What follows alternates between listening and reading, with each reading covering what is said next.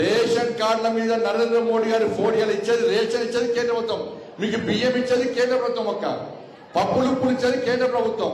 ఇప్పుడు రేషన్ కార్డులు ఇవ్వమంటే రేషన్ కార్డుల మీద ముఖ్యమంత్రి గారు ఫోటో పెడతారు, కాంగ్రెస్ పార్టీ ఇంద్రమ్మ ఫోటో పెడతారు. ఎవరు జాగిరి ఇచ్చేది నరేంద్ర మోడీ గారు, ఫోటోలు మాత్రం వీళ్ళు పెట్టుకుంటారు. రేషన్ కార్డుల మీద నరేంద్ర మోడీ గారి ఫోటోలు లేకుంటే మీకు రేషన్ కూడా రాసి పెట్టుకోరు. పేదలకు డైరెక్ట్ ఇస్తాం, ఎట్టియాలో ప్లాన్ చేస్తాం. మేము పేదలకు అన్యాయం చేయం. మేము ఇల్లు ఇచ్చే విషయంలో పేదలకు అన్యాయం చేయం. ఎట్లా పేదలకు డైరెక్ట్ ఇల్లు ఇవ్వాలో దాని విషయంలో ఆలోచిస్తే మీ ప్రభుత్వం బర్బాద్ అవుతుంది విషయాన్ని గుర్తుంచుకోవాలి. రేషన్ కార్డుల విషయంలో, ప్రధానమంత్రి ఆవాస్ యోజన విషయంలో పేదలకు ఇల్లు ఇచ్చే బాధ్యత మాది, పేదలకు రేషన్ ఇచ్చే బాధ్యత మాది.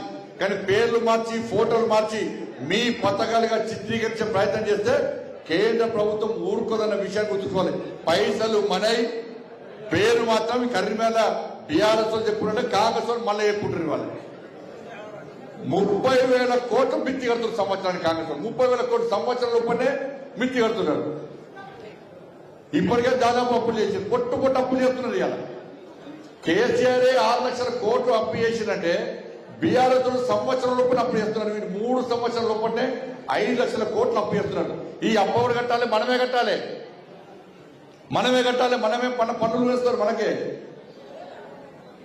కాబట్టి ఆలోచించాలి. నిధులు ఇచ్చేది, అభివృద్ధి చేసేది కేంద్ర ప్రభుత్వం, ఇచ్చేది నరేంద్ర మోడీ గారి ప్రభుత్వం.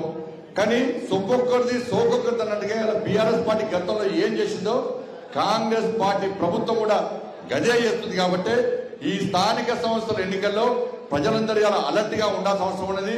అంటే అదేవిధంగా దానికంటే ముందొచ్చేటువంటి ఎమ్మెల్సీ ఎన్నికలు కూడా మేధావి వర్గం అంతా కూడా ఆలోచించాలి. మేధావులు తప్పు చేస్తే సమాజాన్ని, దేశాన్ని, తెలంగాణ రాష్ట్రాన్ని ఎవరు కాపాడలేడు.